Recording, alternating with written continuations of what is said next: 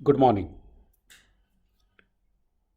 Last આપણે વિદ્યુત પ્રવાહ વિશે સ્ટડી કરી ગયા અને એના રિલેટેડ અમુક એમસીક્યુઝને સોલ્વ કરી લીધા.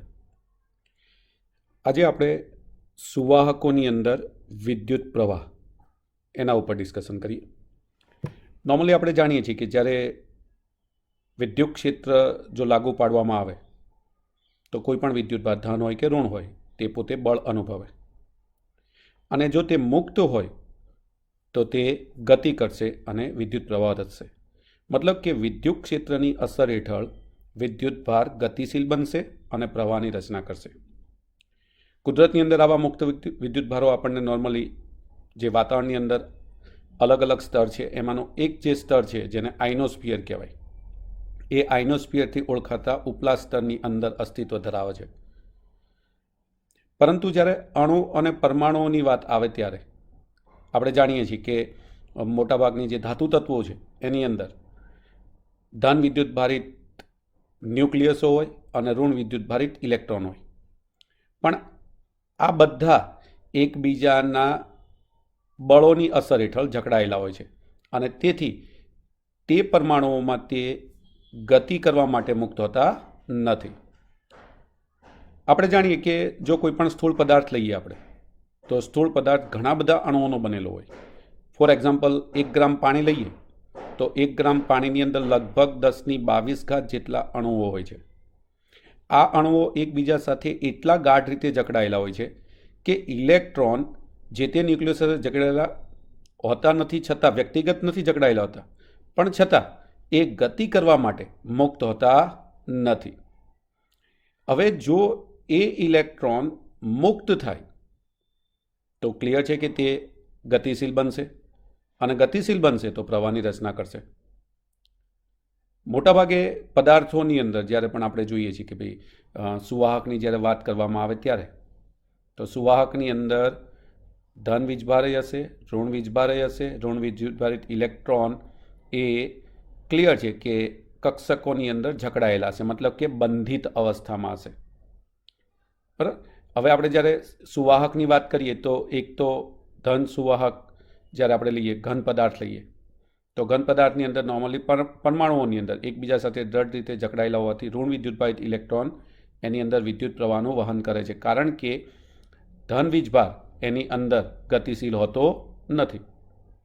જો વિદ્યુત વિભાજિત દ્રાવણ લઈએ તો એની અંદર ધન અને ઋણ એમ બંને પ્રકારના વિદ્યુત ભારો એટલે કે આયનો, એ આયનો ગતિ ધરાવતા હોય છે. આ ચેપ્ટરની અંદર ફક્ત આપણે ધન જે ઘન સુવાહકો છે એના ઉપર જ ધ્યાન કેન્દ્રિત કરીશું અને તેના ઉપર જ ચર્ચા કરશું. ચલો, માની લો કે આપણી પાસે એક સુવાહક છે.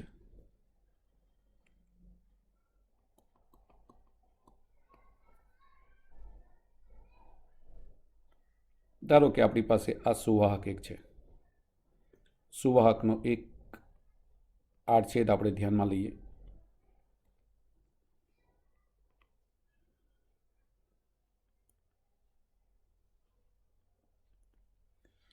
હવે આપણે જાણીએ છીએ કે આની અંદર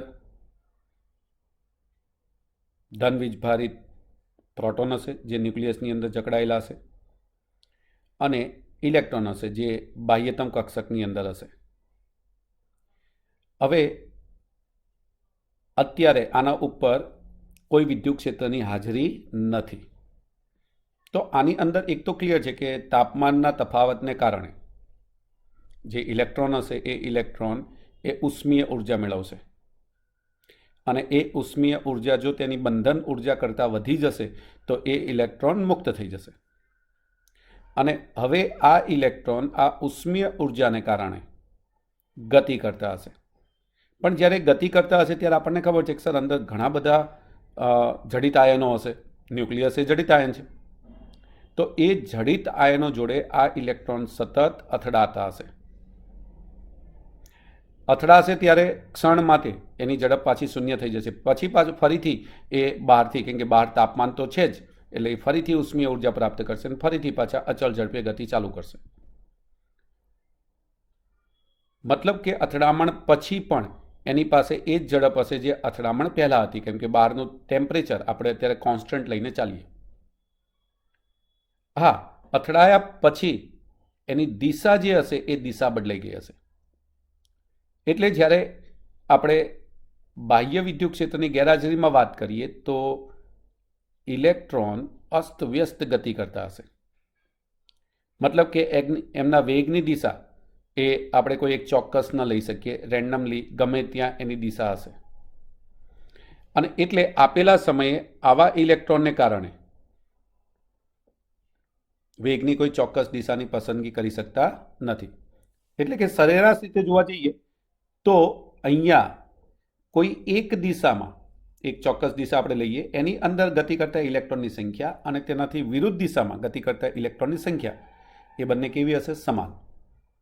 અને સમાન હોવાને કારણે પરિણામી જે અસર હશે એ પરિણામી અસર અહીંયા શું થશે? શૂન્ય. મતલબ કે કોઈ ચોખ્ખો અહીંયા વિદ્યુત પ્રવાહ રચાતો નથી.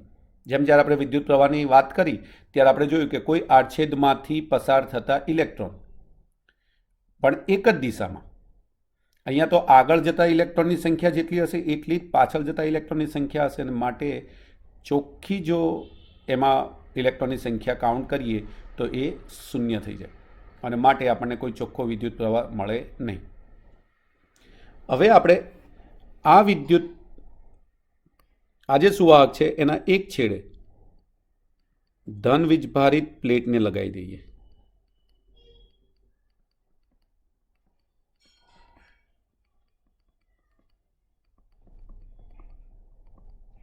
આ બાજુ ઋણ વીજભારિત પ્લેટને લગાવી દઈએ.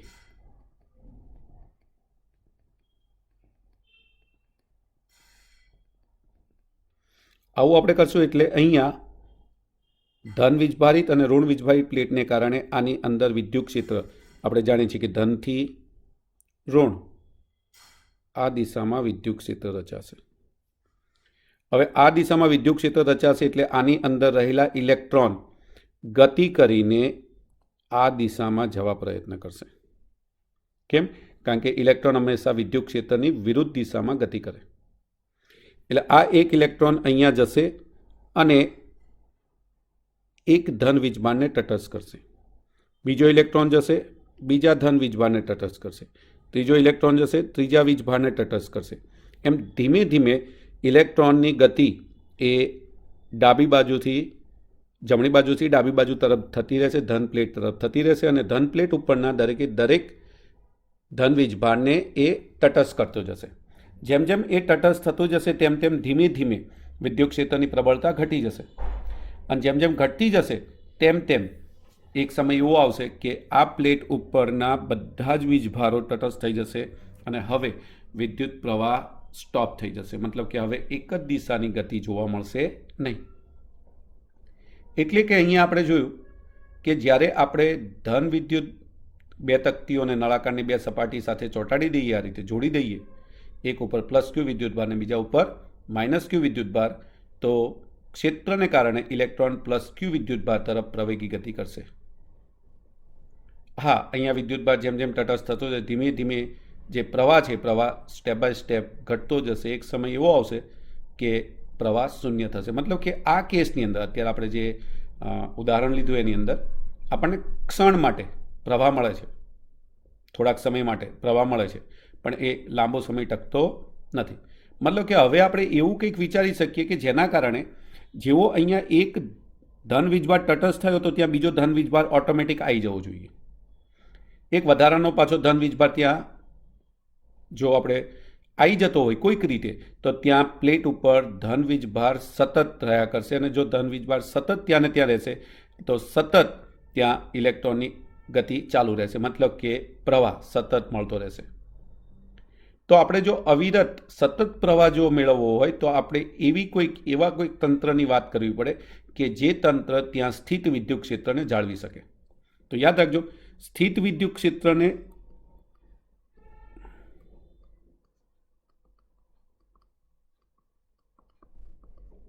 જળવાય તેવી જે રચના છે તેને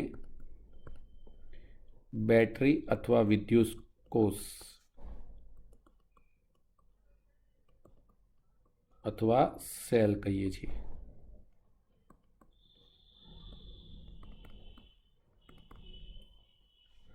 બરાબર. આપણે આના વિશે ચર્ચા, બરાબર, વિદ્યુત કોષ કે બેટરી જેના સેલ એના વિશે ચર્ચા આપણે આગળ આની અંદર જ ચર્ચા કરવાના. ચલો ક્લિયર. તો આનો મતલબ થયો કે સુવાહકની અંદર વિદ્યુત પ્રવાહની રચના થઈ શકે, અને સુવાહકની અંદર વિદ્યુત પ્રવાહની રચના થવાનું એક કારણ એ છે કે તેની અંદર મુક્ત ઇલેક્ટ્રોન પહેલેથી હાજર હોય છે. બરાબર. હા, એ જે પદાર્થ છે, પદાર્થ એ વિદ્યુતીય રીતે તટસ્થ છે, પણ એની અંદર મુક્ત ઇલેક્ટ્રોન્સ હોય છે, અને મુક્ત ઇલેક્ટ્રોન્સ હોવાને કારણે જો બાહ્ય વિદ્યુત ક્ષેત્રની અંદર એને મૂકી દઈએ તો વિદ્યુત પ્રવાહની રચના અથવા વિદ્યુત પ્રવાહ નિર્માણ પામે છે. ચલો ક્લિયર. તો આ આપણો 3.3 જે પોઈન્ટ છે એને તમારે આ રીતે શાંતિથી સ્ટડી કરી લેવાનો અને કમ્પ્લીટ એને એકવાર વાંચી લેવાનો. થિયોરિટિકલ પાર્ટ છે, પણ હા, તમે એને ક્લિયરલી સમજી શકશો. હવે જે આપણે 3.4 છે જેને ઓલરેડી તમે સ્ટડી કરી ગયેલા છો, ઓમનો નિયમ.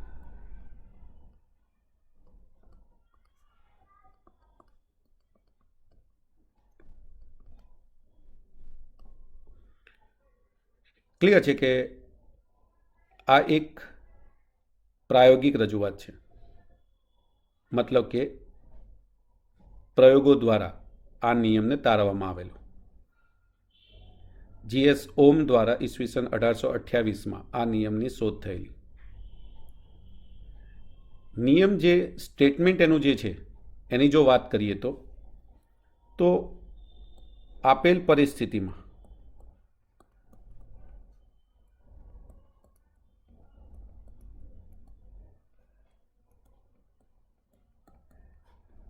અચળ તાપમાને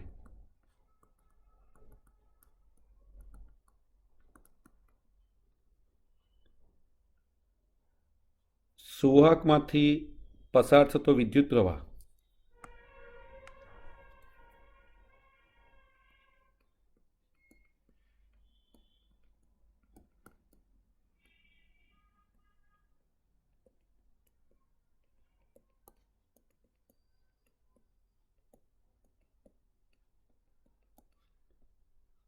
એ સુવાહકના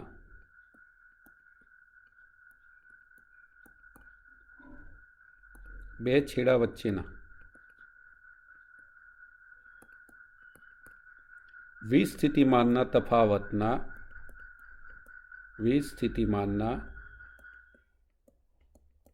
તફાવતના સમપ્રમાણમાં હોય છે.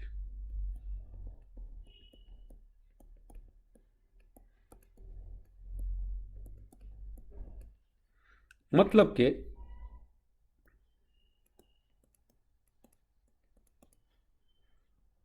V proportional to I માટે V બરાબર R into I, જ્યાં R સપ્રમાણતાનો અચળાંક છે.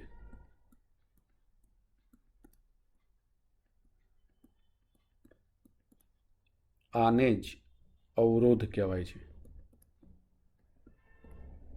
તો અહીંયા R એ સુવાહકનો અવરોધ છે. અવરોધનો એકમ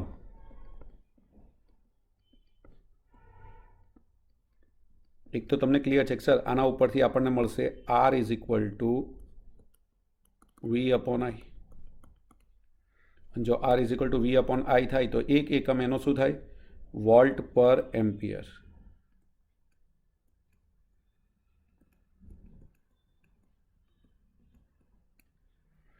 ક્લિયર છે કે એને ઓમે એની શોધ કરેલી એટલે એને ઓમ પણ કહેવાય.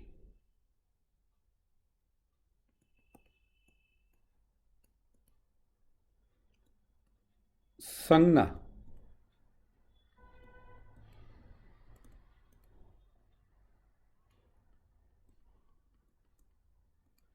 તો આ ઓમની સંજ્ઞા છે. આ જે અવરોધ છે એ અવરોધ વાહકના ફક્ત દ્રવ્ય પર જ આધાર નથી રાખતો, પણ તેના પરિમાણ પર પણ આધાર રાખે છે. મતલબ કે અહીંયા તમે જુઓ છો કે આકૃતિની અંદર એક એ આડછેદ અને એલ લંબાઈનો એક વાહક દર્શાવેલો છે. પહેલી આકૃતિની અંદર આપણને આવું આપેલું છે.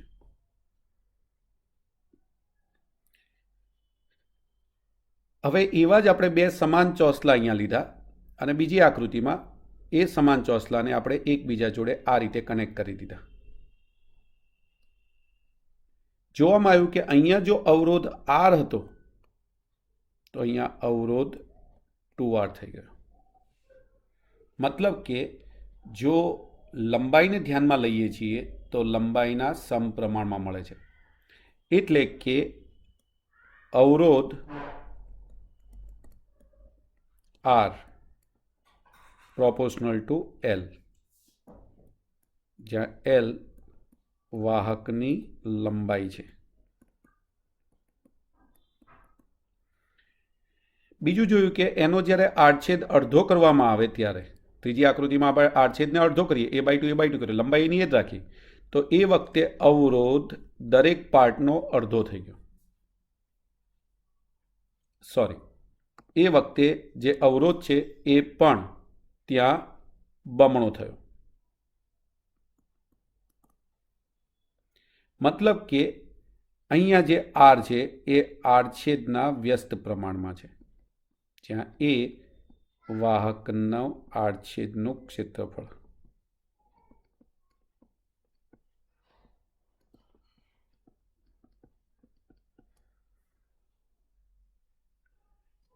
અહીંયા જે આપણને બુકમાં આપેલું છે એને ખાલી આપણે અહીંયા સિમ્પલ સમજી લઈએ. ઓકે, મેં અહીંયા મેઇન પોઈન્ટ મૂકી દીધા છે કે જો આપણે અહીંયા L લંબાઈ લઈએ અને એ આડછેદ લઈએ એવો લંબચોરસ આપણે ધ્યાનમાં લઈએ, આવા બે સમાન ચોસલાઓ એકબીજાથી લગોલગ રાખેલા હોય તો આ સંયોજનની લંબાઈ કેટલી થાય? 2L જેટલી. પહેલા સંયોજનમાં વોલ્ટેજ કેટલો હતો? V જેટલો. બીજા સંયોજનમાં પણ વોલ્ટેજ કેટલો હશે? V જેટલો. તો બંનેનો સરવાળો થઈને ટોટલ વોલ્ટેજ કેટલો થશે? 2V જેટલો. એટલે અહીંયા R કેટલો થશે? બમણો. જે ઓલરેડી મેં તમને શોર્ટમાં કહી દીધું કે લંબાઈ જો વધારીએ તો યસ અવરોધ વધે છે. અને એ જ રીતે બીજા કેસની અંદર કે જો આડછેદને આપણે અડધો કરીએ છીએ તો અડધા આડછેદ વખતે પ્રવાહ અડધો થઈ જશે, V એટલો ને એટલો જ રહેશે, અને એ વખતે પણ અવરોધ કેટલો થશે? 2R જેટલો. મતલબ કે આડછેદના વ્યસ્ત પ્રમાણમાં અવરોધનું મૂલ્ય મળે આપણને. એટલે કે બંનેને જો કમ્બાઈન કરીએ તો આપણને મળે R proportional to L upon A, અને માટે R બરાબર રો L અપોન A. તો આ થઈ ગયું અવરોધનો ફોર્મ્યુલા, જેને કમ્પલસરી આપણે યાદ રાખવાનો છે.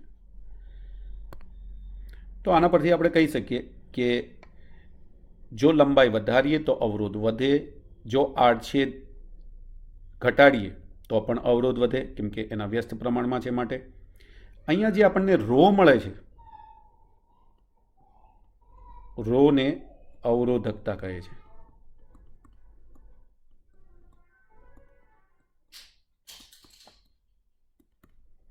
અવરોધકતા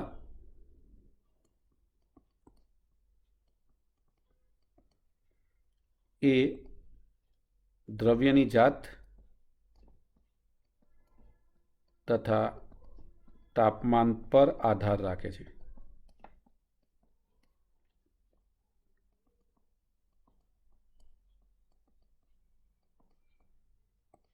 પરંતુ વાહકના પરિમાણ પર આધારિત નથી. આ પોઈન્ટ ખાસ નોંધી રાખજો.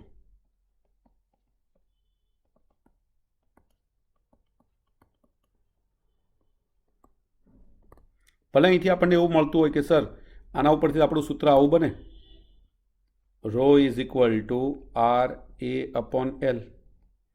તો અહીંથી આપણને ખબર સર રો પ્રોપોર્શનલ ટુ A અને રો પ્રોપોર્શનલ ટુ L આવું તો મળે છે, પણ ના, A અને L ઉપર એ આધારિત નથી. કારણ કે જો તમે એમાં ફેરફાર કરો તો એલમાં ઓટોમેટિક ફેરફાર થાય. તમે જો લંબાઈ વધારો તો આડછેદ ઓટોમેટિક ઘટી જશે.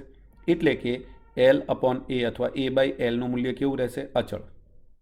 અને માટે એ પરિમાણ પર આધારિત નથી. ત્રીજું અહીંયા જોવા જઈએ તો તેનો એકમ તો ઓમ ઇન્ટુ મીટર, તેનો એકમ છે ઓમ ઇન્ટુ મીટર.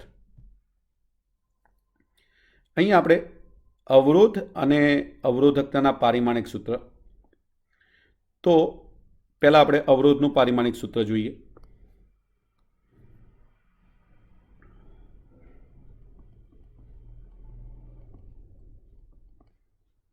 તમે એના માટે જ્યારે યુઝ કરો ત્યારે આપણે સીધું આ સૂત્ર યુઝ કરશું. ઉર્જા અથવા પાવર 10મામાં આપણે સ્ટડી કરી ગયા હતા કે ઉર્જા બરાબર I²RT. આનો યુઝ જ કરીને આપણે આરનું પારિમાણિક સૂત્ર મેળવવાનું. તો આરનું પારિમાણિક સૂત્ર બરાબર ઉર્જાનું પારિમાણિક સૂત્ર એટલે કે કાર્યનું m1L2T-2 અપોન I² એટલે કે A2 ઇન્ટુ T1 એટલે કે m1L2T-3A-2. અને અવરોધકતાનું પારિમાણિક સૂત્ર તો એનો એકમ આપણી પાસે આવ્યો ઓમ ઇન્ટુ મીટર એટલે કે અવરોધનું પારિમાણિક સૂત્ર ઇન્ટુ મીટર એટલે કે L1.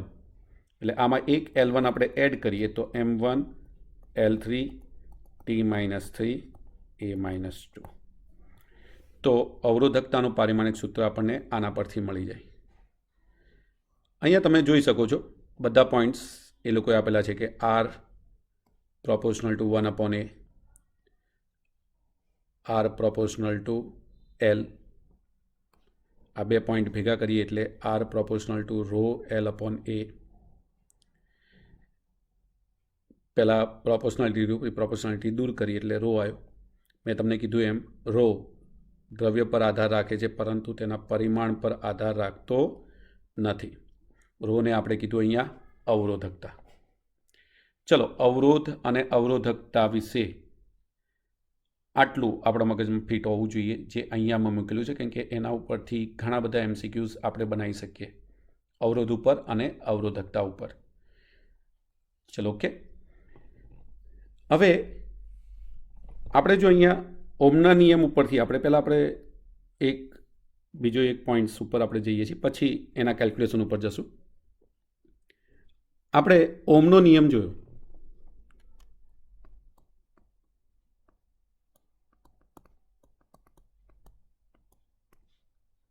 V = IR.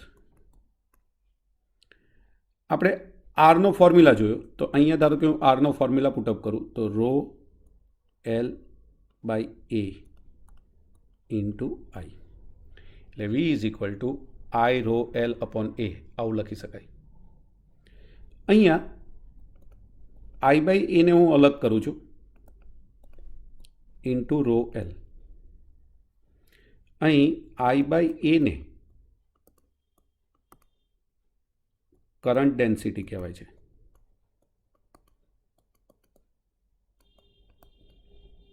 પ્રવાહ ઘનતા.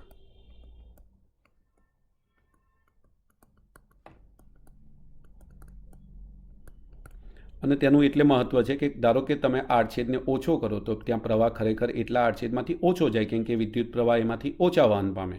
એટલે કે પ્રવાહનું નહીં પણ અહીંયા પ્રવાહ ઘનતાનું મહત્વ છે એવું આપણે કહી શકીએ. જે I/A છે તેની સંજ્ઞા જે વડે દર્શાવાય છે.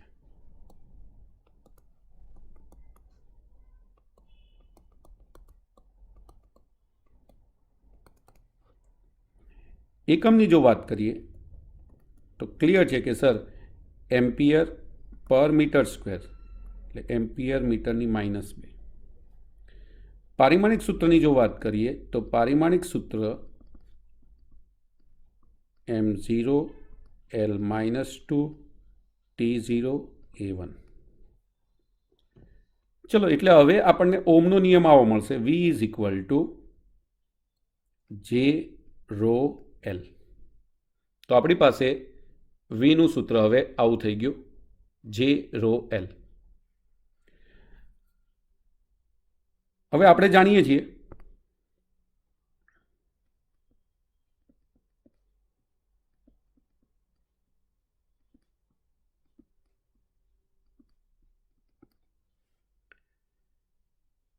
કે જ્યારે આપણે આગળ જોયું કે વિદ્યુત ક્ષેત્ર અને વીજ સ્થિતિમાન એની વચ્ચેનો સંબંધ, તો આપણી પાસે વીજ સ્થિતિમાન અને વિદ્યુત ક્ષેત્રનો સંબંધ હતો E is equal two V/L. આના પરથી V is equal two EL આવું લખી શકાય. અને આથી જો આપણે ઇક્વેશન નંબર એટલે કે આને આપણે નંબર 1 આપી દઈએ, આને નંબર 2 કહીએ, તો આથી 1 અને 2 પરથી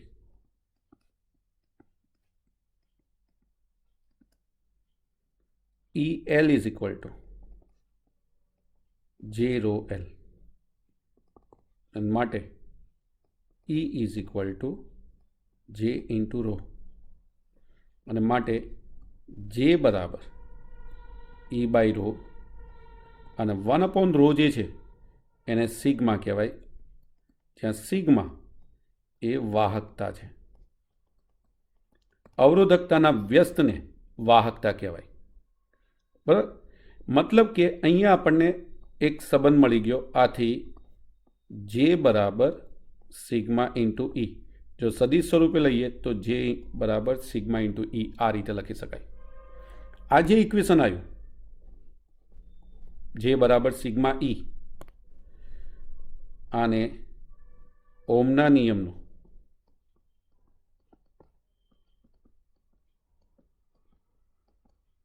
સદિશ સ્વરૂપ કહે છે.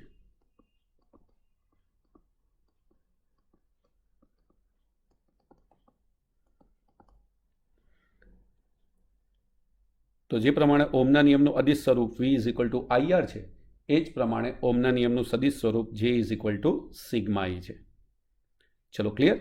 તો અહીં સુધીનું કમ્પ્લીટ બંને પોઈન્ટ્સને શાંતિથી સમજી લેવાના. હા, અહીંયા આપણી પાસે સિગ્મા જે નવી રાશિ આવી, તો અવરોધકતા જે છે એનું વ્યસ્ત એ વાહકતા કહેવાય અને અવરોધકતાના જેટલા પોઈન્ટ્સ છે એના વ્યસ્ત કરી નાખો એટલે બધા વાહકતાના. મતલબ કે અવરોધકતાનો એકમ તો તમે જેમ પેલામાં ઓમ ઇન્ટુ અવરોધકતા ઓમ ઇન્ટુ મીટર હતી, તો આ શું થશે? ઓમ મીટર ઇન્વર્સ, આખાનો ઇન્વર્સ, એને મો ઇન્ટુ મીટર ઇન્વર્સ આ રીતે પણ લખાય છે. ઓમના વ્યસ્તને મો તરીકે રિપ્રેઝેન્ટ કરાય છે. ચલો ઓકે. તો જે પ્રમાણે અવરોધ છે એમ જે કે વાહકત્વ છે, વાહકત્વ જે છે એ અવરોધનું વ્યસ્ત છે અને વાહકતા જે છે એ અવરોધકતાનું વ્યસ્ત છે. બંને પોઈન્ટ્સને ક્યાંક MCQમાં આપણે યુઝ કરતા હોય તો યાદ રાખવાના છે. બંને વ્યસ્ત છે એટલે પહેલામાં જેટલા પોઈન્ટ્સ તમે રિપ્રેઝેન્ટ કર્યા છે એવા જ પોઈન્ટ્સ તમે આના બનાવી શકો. તો જાતે વિચારવાના કે કયા કયા પોઈન્ટ્સ તમે એના રિલેટેડ બનાવી શકશો.